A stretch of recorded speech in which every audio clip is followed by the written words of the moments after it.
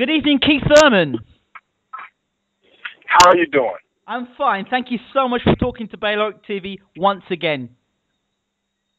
Oh, no problem. It's my pleasure. Okay, so let's catch up. The last time we spoke, we were discussing Diego Chaves. He was on paper a noted puncher, the biggest test of your career, unbeaten, well rated, and you pulled up the goods. That's right. We passed the test like we knew that we would. I was prepared for the toughest fight of my career. In my opinion, it wasn't the toughest fight that I've ever been in. To me, I faced those fights long ago in the amateurs. So I'm just well prepared for this pro game. He was a big puncher. He was a good puncher, and we mixed it up quite a bit early on in the fight.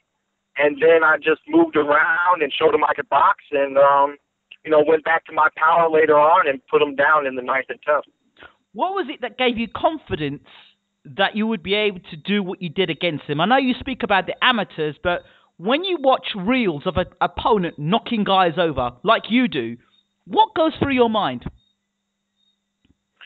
Well, in reality, when I don't know what part of camp this little thing clicked on in my head, but I saw that, he was stopping guys, but one thing that he never really did, he never put nobody to sleep. Go back and watch some film and let me know if you find him sleeping anybody. So what that told me was that he might be a pretty good puncher, and he might even be, a real good puncher. But I would bet money that the people that he fought have never experienced a punch like his before. And I've experienced power punches. You're not going to scare me just because you have a hard punch. The only way you're going to beat Keith one-time Thurman is if you put me to sleep. That's very interesting you say that because, boxing journalists, those who don't really know Keith Thurman and people who love to hate will say, oh, yeah, he's a big puncher, but he can't take it. The aim of the sport is to hit and not get hit. But it seems that fighters that get hit and repeatedly hit seem to get more respect than fighters who avoid taking punches and taking punishment and unload their punches. What are your thoughts? Well, that's it, man. Every once in a while I have the same conversation with people, and I say, well, whenever you want to see the fight of the year, just get two decent fighters that don't mind standing toe-to-toe together and just hit each other back and forth, and that fight will get announced the fight of the year or nominated for it just because they continue to take the punches and give punches back.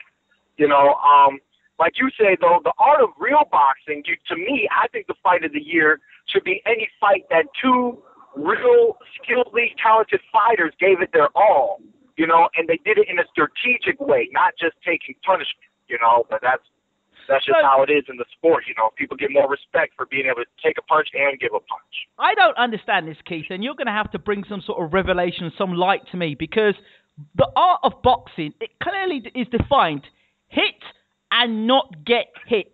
That is what boxing means to me, and that's what the definition is, hit and not get hit. But yet, time and time again, like we've said, to get a fight of the air, two guys hitting one another back and forth. That's not boxing, or am I wrong? Well, it's not the sweet science of boxing, but whenever you put two fighters in the ring with gloves on, we call it boxing, right? Yes. So, there's the sweet science and then there's the brutal science pretty much, and it just seems that the fans take to the brutality of the sport over the overall science. You got your fans out there who highly appreciate the science, they appreciate the history, and they love every aspect there is to boxing. But, there's just those fight fans who all they want to do is see a good fight. I have to tell you, as someone who is, as you know, is a fan of your what you do as a boxer, what you do inside the ring and the way you conduct yourself outside the ring. We don't hear of Keith Thurman in street fights and nightclub brawls and. Keith Thurman has a real good character, a role model for boxing. The thing is, what do you see when you're in the ring? When your opponent's coming to you like Diego Chaves was, What's going through your mind at the time? Well, that angles move, and as long as I'm in the ring, I'm always thinking, you can land that one shot, you just got to set it up. You can land that one shot, you just got to set it up. And what happened to me in that fight was I was looking for the shot. To be honest, I was already throwing shots, but I wasn't getting the perfect angle. And, he was a very game, strong, physical fighter, from the beginning. So the first 4 rounds, I said, man, you know what? This guy wants to win just as bad as you want to win. But I saw that he was getting tired. Now, to me, the proof that he was getting tired to me occurred in the 4th round. I saw him breathing with his mouth open. I was breathing with my mouth open, but it was due to being hit in the nose, and there was constant blood flow going through my nose. So I was breathing in and out of my mouth. I saw him take a deep breath, and when I saw that, I said, there's no way he's ready for what I got to give him for the next 8 rounds, because it was only in the 4th round. I said, the smart thing to do here is to box him, come back on the scorecards, and then let's get back to fighting. And I guarantee you, when you're ready to get back into fighting, you're not going to be facing the same Diego Chaves. And I really wasn't. It was clear, even by the 8th, in the 8th round, 8th, 9th, and 10th, that, Diego really was slowing down. To me, he slowed down right in the 5th round. He slowed down when I decided to slow down. If a fighter slows down when another fighter slows down, it means, one, either the fighter respects the fighter, or 2, doesn't have the energy to press the action of the fight. Right. And so from that point on, I knew I was going to be in control of the fight. And if you watch the whole fight, it is clear as day that from the 5th, 6th, 7th, and on, that I was controlling the way that fight was being fought. Now, I'm watching this fight, and the first 2 rounds, I thought, hold on a second, Keith's going out. Oh, it looked like he was almost going toe-to-toe with this guy. And for the first 2 rounds, I think, hold on, if that's the strategy he's going to use to try and take this guy out, there could be problems, there could be an upset here. And then suddenly I saw your strategy change from round 3 onwards. The strategy changed, a lot more movement. What made you make that decision then? Well, I'm a knockout kind of guy, and I like to get the knockout early if I can. See, people know that I'm a knockout guy, and they know I got early knockouts. I got early knockouts because those people got knocked out early. That's not my fault. You know what I'm saying? Yeah, if the guy's going to be there, I didn't go to my... If the guy's going to be in front of me, we got to do something. But, the way I fought Diego, I constantly was giving him power punches the whole fight. It was very similar to my Quintana fight, in my opinion. I really was not throwing any pity pats. When I was fighting Zavik, I kind of lightened up on my power so that I could throw the combinations that you guys saw me throw in that fight. I pulled back from the power a little bit, and I went for punches and bunches. Diego, every time I hit him, I wanted him to feel it. And even if it's just one punch at a time, I knew I was tearing down a brick wall. And that's what happened, and we knocked that brick wall over with that body shot in the 9th round. It was a fantastic shot that finished the fight. It was very good. The other thing I was going to ask the question about was your nose. Was it broken, or what was the situation with that? It was just hit directly on. It didn't break it. It just was a crucial blow, and it had me bleeding throughout the whole fight. So has that ever happened to you in your career beforehand? In a match, never. In sparring, it's occurred many times as growing up in the world of boxing as a kid. You experience that. But in an actual fight, and especially a professional fight, that has yet to happen. So when that happened, what was going through your mind? Well, now you have to knock him out. I mean, you already knew you were coming in here to knock this guy out, but you really have to get him back for this one. You can't you don't leave the ring without getting that payback, you know. So that's the kind of fighter I am. I don't mind that you hit me. You just, in my mind, I record that, and I'm going to get you back. I'm going to get you back for that. You know, that's the kind of fighter I am. It's like what my dad used to say to me when I was young. He said to me, if somebody hits you, make sure you hit them back twice as hard. Yeah, pretty much, man. You know, I mean, it's respect. You know, it was a good punch. I kind of respected his power, but the thing that never happened was I was never afraid of his power. I was never afraid of his power, and for the most part, I don't think he was really afraid of mine. But at a certain time in the fight, my power became too much. Was there any point in the fight whatsoever that he caught with any punches that made you think, whoa? Actually, in the third round, after he landed the right hand that got my nose, it was several seconds after that, maybe about 10 seconds, 15, somewhere in between there, he comes at me with a lead left hook that lands right on the temple. And that one had me rocked for a few seconds in the fight, but, you know, I just stayed well composed. Zavic landed a similar punch, but it was a right hand, not a left hook. And, you know, you just got to be prepared for that, you know. Whenever I get caught real good, it might rattle. We call it rattling the cage. It kind of rattles the cage a little bit. But as long as my legs are still intact and my knees aren't weak, I don't buckle or anything. I just keep moving until the fog wears off, and then we just get back into action. I just keep my hands up and just box smart. And then you become a dangerous hombre, as one would say. Yeah, you know, I'm always dangerous. That's how I feel in the ring. I feel whoever steps in the ring with Keith Thurman is clearly stepping in the ring with danger. You know, it's to be in the ring with me is a dangerous position because of my power. I really do hold one-punch power. I pride myself on that one-punch power, and I'm always trying to get myself in a position so I can execute it and prove it to my opponent and to the rest of the world. Okay, so you know you've had this great win. What's been the difference before the fight and now after this fight? What kind of difference? What do you mean? Restate the question. In terms of, well, the media may have had lots of those who did not know Keith Thurman that had doubts and may have had question marks about you. After this fight, did you notice any difference in terms of what the people were saying about you? Do you think you gained more fans from this fight? I definitely feel like I gained more fans, and I think a lot of people got what they wanted. You know, in the world of boxing, fans, critics, they don't know what to believe. They don't know what to believe.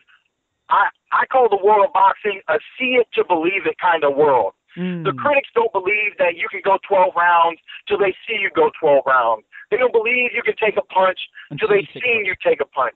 They don't believe you have heart until you're put in a position and you have to prove that you have heart. You know, and I believe I proved a lot of those things in that one fight. So I think that, you know, a lot of people are starting to realize, you know, Keith Thurman is not just a talker. He's not just an amped up fighter. He really did have a nice amateur background, and this kid can box. He can box. He can punch. He can take a punch. You know, the way I see it, you know, we're the real deal. And me and my team, we've known this for a very long time. There's a reason why I'm in this industry. This is my dream. This is where I want to be. And like I said, man, it's just about proving it to everybody else, you know. So those who still don't believe, we're going to prove it one step at a time, you know, no matter who I got to take out in the welterweight division. Now, Floyd Mayweather is fighting Canelo, correct? Yeah. And he fought an opponent called Robert Guerrero previously. Yes. Which leads me into this next, which I'm sure you're aware of what I'm going to ask you. Robert Guerrero versus Keith Thurman has been talked about a lot in the forums, and it's a fight that a lot of people want to see. Can you tell us where this is in terms of negotiations and where this fight is?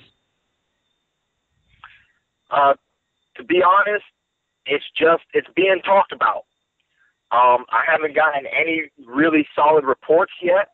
Okay. I I know what you guys know. This is a possible fight. This is a possible matchup for my future, and it's a tremendous fight. You know, like I called out the war of boxing. I'm not going back on my word. I'm ready for anybody and everybody. So, you know, this year, in the years to come, man, just look forward to watching Keith Thurman in the welterweight division, because I plan on giving you guys some of the best action-packed fights that I have to offer. So you're a bit of a chameleon in terms of that. You come with so many different styles. You can box, you can punch, you can slug. You're a mover. With Robert Guerrero, from what you see and you've seen of him and what Floyd did to him, and Floyd makes everyone look pretty ordinary. How does Keith Thurman see Robert Guerrero as a fighter, and what do you think you could do differently to what Floyd Mayweather did? Well, after watching Robert Guerrero versus Floyd Mayweather, I think it's kind of clear that he is a fighter. You know, he moves forward and he's coming after you. He's coming after you and he's trying to get you and he's trying to trade with you. And Floyd just really didn't let that happen. Floyd brought out, you know, boxing 101. Move, move, move, move, and don't forget to move. So, you know, that's what Floyd did. And it was a really rough night for Guerrero. Guerrero was frustrated, and there wasn't much he could do. You know, I would like, the one difference between me and Floyd, I believe, is that I have the punching power to drop Guerrero. I really don't like leaving any fight up to the judges. You know, I like breaking a fighter down and getting the fighter out of there. That's just my style. That's how I like to fight. I think if two fighters are truly fighting each other, somebody should technically be hurt by the end of the ordeal. Somebody should have gotten knocked down. So with me and Guerrero, I think you would probably end up seeing a mix. If I was to give you a predict of what the show would look like, it would be looking like a mixture of what happened when Guerrero fought Alberto and Floyd Mayweather, because that's the fighter I am. I'm a boxer puncher. You know, like you said, I'm a chameleon. You don't really know what I'm going to do. That's because I don't know what I'm going to do. I'm going to make up my decisions while I'm in the ring with my opponent, and that's how I fight. That's excellent stuff. As you know, Danny Garcia and Lucas Matisse are going to be fighting shortly. What are your thoughts on this fight? Dynamite. Well, they're two guys that can punch, right? I mean, it's just an explosion waiting to happen. What else is there to say? You know? I mean, man, people love that, man, to have two big punchers, you know, especially when they're on the world-class level and that they're both recognized, you know. Chavez was a puncher, but he's not on the same level that these two guys are on. So This fight in itself is just on a slightly different pedestal. I mean, it's just fight friendly, you know, for the fans. They should be loving it. They should be eating it up. I mean, you're pretty much 100% guaranteed a knockout. That's how I feel about it. It's gonna be. Yeah. I think the boxer wins this fight, to be honest. What's that? I think the boxer wins this fight, to be honest. The one who can box better. Obviously, the one that can not get hit as much and the one that can use the jab and can give angles. The fight that could obviously give the better angles wins the fight. I say the first one to land the big one becomes the winner. You think? You know? I don't. Yeah, because the power that's going to be in the ring that night, I just don't see. The way Matisse has been looking lately, it looks like he's just ready to kill anybody. He has very bad intentions every time he throws that right hand, you know, and even when he swings across with that left hook, he really is just throwing bombs. And Garcia, he can box. He can box a little bit, and I think it's going to be beneficial, but I think whoever really lands that big one first is ultimately who's going to be the winner. Because you can box and you can box and you can box. But when you get caught, are you still standing up? And I think that's why this fight, you're just guaranteed a knockout. Who hits who first? Okay. One other fight I'd like. And conditioning. It might come down. It might come down to conditioning. Yes. If they can take each other's punches for a while, it might come down to conditioning. So who would you lean towards? Man, I'm stuck on a 50-50. I can't go 1% in any direction personally. I'm just looking forward to watching it. I'm not even putting too many brain cells into it. I'm just going to let them go ahead and fight each other, do it, and do the business. It's a tremendous fight. The newest addition to the welterweight division, fearfully, Amir Khan is going to be fighting, rumored to fight Devon Alexander. What are your thoughts on this? You want my thoughts on this? I know my thoughts already. Stay away from Keith Thurman.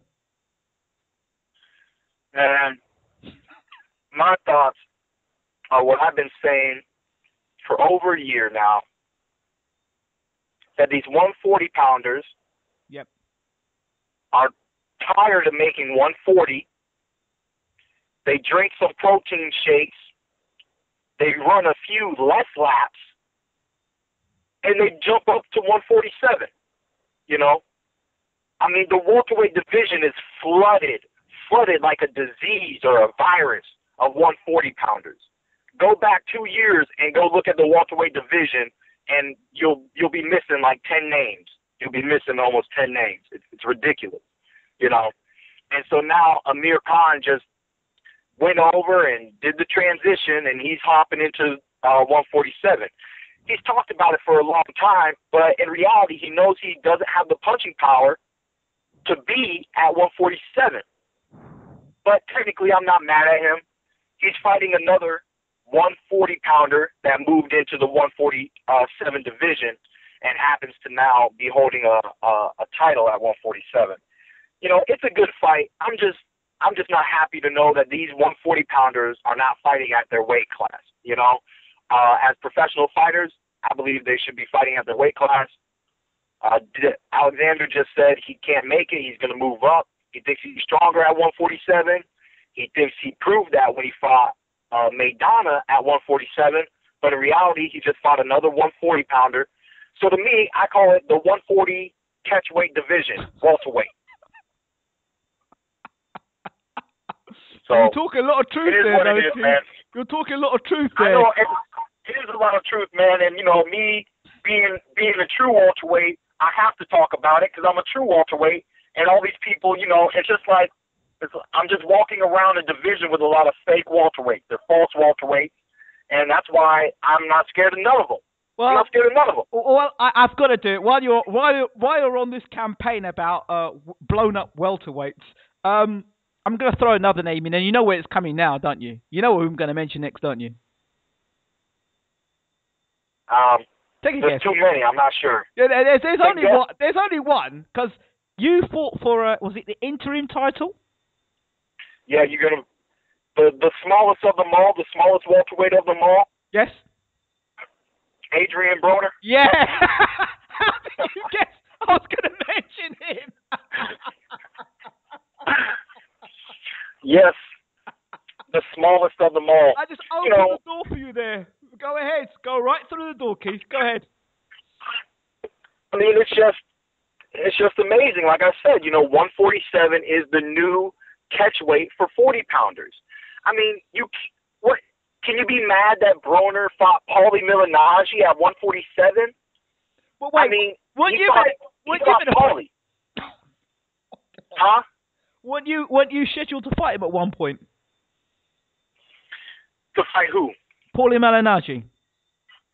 No, it was never scheduled. It was never really scheduled or ever set up or truly negotiated. It's just a fight that I wanted while he was champion. I called him out, letting him know that I felt like I could beat him and that I could strip him of that title. But he let the smallest welterweight of them all go ahead and take his title. How do you feel about Keith about Broner and his antics? And now he's going to try and fight Maidana next, so I understand. He doesn't want to fight you, I understand also. it's just boxing. You know, it's not like he's doing anything new. You know, he's moving up. He's taking the fights that he thinks he can win, the safer fights, creating a legacy for himself. He's undefeated. He's got 3 world titles. You know, I mean, in reality, you know, you got to give Adrian Broner his props. He's young. He's athletic. He hasn't been beat. He's been beating these guys. You know, I mean, he's just doing him, man, promoting himself. You know, trying to be that. I call it Floyd Mayweather Jr. You know, he's trying to become that new entertainment king. But some people believe he's falling short. We'll see what happens. But is he a problem for one time?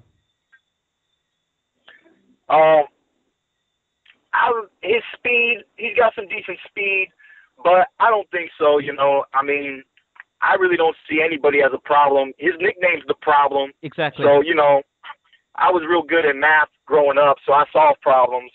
You know, it just is what it is, man. I'm hungry. I really don't know if there's any fighter in the game that's as hungry as me right now. You know, because I'm satisfied with what they gave me throughout my year. Me hopping on HBO and now moving over to Showtime. I'm real happy with where I am, but I'm still just unfulfilled, you know. I mean, they're not giving me these names that I believe I deserve. And, you know, hey, I'm young. I'm going to take it slow. I believe that, you know, God has a greater plan for me. So we'll see what happens. I don't think that they're going to be able to stop me from making a name in the welterweight division. So, okay, let's say if you don't get Robert Guerrero, who would you like to fight next if you can't get Robert Guerrero?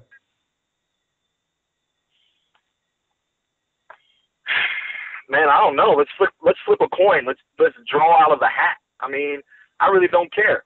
You know, anybody in the top 10. Obviously, because you don't want. The only thing that's focused on my mind is moving up. As long as we continue to take steps in the right direction, that's all that I'm focused on. Because when you play the ladder game, eventually you run out of pieces to that ladder, and you're going to find yourself standing right at the top. That's the way you've got to do it, I guess. There is no other way around it. Because fighters can run and run and run and run. Eventually, one time's going to catch up with them. That's right. And if we, you know, like I said, it's the ladder game. So if we take out one at a time, there'll be nobody left. You know, we will work our way up to the top. I really don't think that a lot of fighters have had to take the fights that I've taken, and I fought the fighters nobody wants to fight. You know, I fought Quintana. He's a crafty southpaw. People don't want to nobody just wants to hop in the ring with those kind of fighters. I go and take the no-name Argentine fighter, you know, the big power puncher. You know, I'll fight anybody. It just is what it is. You know, we'll see what happens. I'm really hoping that the Guerrero fight comes through, but if it doesn't, you know, they should hopefully find somebody. Okay. Otherwise, I want to clear something else up. I know you mentioned this before when I did an interview with you, but can you clear up once and for all your Twitter page? Do you have a Twitter account? I do have a Twitter account, but I don't tweet. So if you think you're having a conversation with me, you're not. Good. I was wanting to clear that up because there's been somebody tweeting in your name, and clearly that's not you. Yeah, when I start typing, I'm just not real familiar with it yet. I just don't really put a lot of focus there.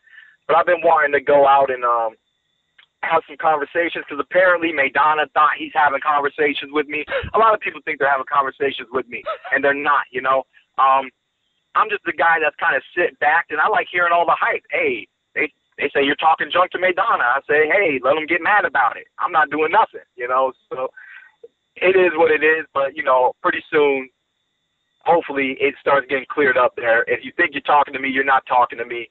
And I'll let y'all know when I'm tweeting. Thank you so much for that, Keith. And for UK fans, they obviously saw your fight recently on Showtime with Chavez, and There's a welterweight in the division, as you know. I've spoken to you on 2 occasions about Kell Brook.